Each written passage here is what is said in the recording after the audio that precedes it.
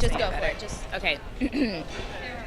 So, when I first is recording, right? Okay. When I first saw the Ask a Black Person campaign going on campus, my main question was how. My main question of the whole thing was how it was being presented. So when I walked by, I saw somebody with a sign that said literally just ask a black person. And I was like, oh dear God, there isn't any like subtext or anything. And then there's a little box with a little slit, for your anonymous questions. And that whole presentation seemed so casual but so careless at the same time that I was just like, this doesn't even look legitimate. And then when I found out that it was just going to be a few panels of students asking these questions, that's when I realized that it wasn't even progressive in the way that I would have hoped it would have been.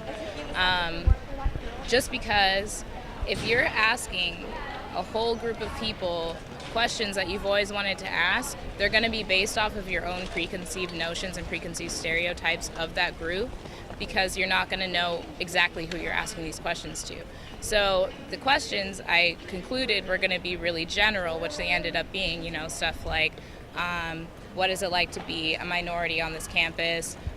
Why do you think there are always sassy black women in movies? Like just stuff like that always has all of those questions that have to do with race always go back to whoever's answering's personal experiences, personal opinions. Not every single person in any group has the same opinion on everything. So it just kind of made me mad in the way that how do I know that my opinions are going to be in the same lane as somebody who grew up differently than me, who's answering these questions for me almost. So I just ended up having a problem with the issue because I felt like people are going to be answering questions for me that didn't even really have to do with any of us, that were just kind of ignorant in the way that people felt like they had to answer questions to stop ignorance, but really it's just encouraging further generalizations and further ignorance.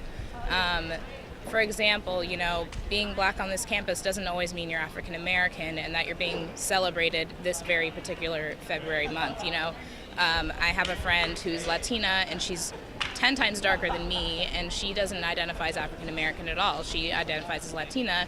What does that mean for her on this campus when everybody assumes she's black and then makes all these preconceived notions of her for the Ask a Black Person campaign? And then, it also comes to issues like, do I want to separate myself as black on this campus because I'm a minority, or do I want to just separate myself as a student and have all my own personal opinions and then, leave that up to whenever somebody wants to talk about blackness with me? Because I'm always down to talk about it. But anyways, yeah, so I just want people to know that when they're asking questions in such a general situation, that the answers they're going to get aren't going to be an answer. It's going to be that person's opinion. And you can take that opinion, and that's not a bad thing at all, but it doesn't represent an entire race or an entire group of people. What would you have rather have seen them do instead of? I think instead, I would have rather made it more of a conversation, some sort of conference about black awareness of some sort, of more exploring different types of blackness. So, we had the very distinct version of blackness during, the 60s and 70s when Martin Luther King and Malcolm X were saying, this is black to me. And even then they had their own opinions of what blackness was, you know what I mean? But they're saying, this is black, we are fighting for this.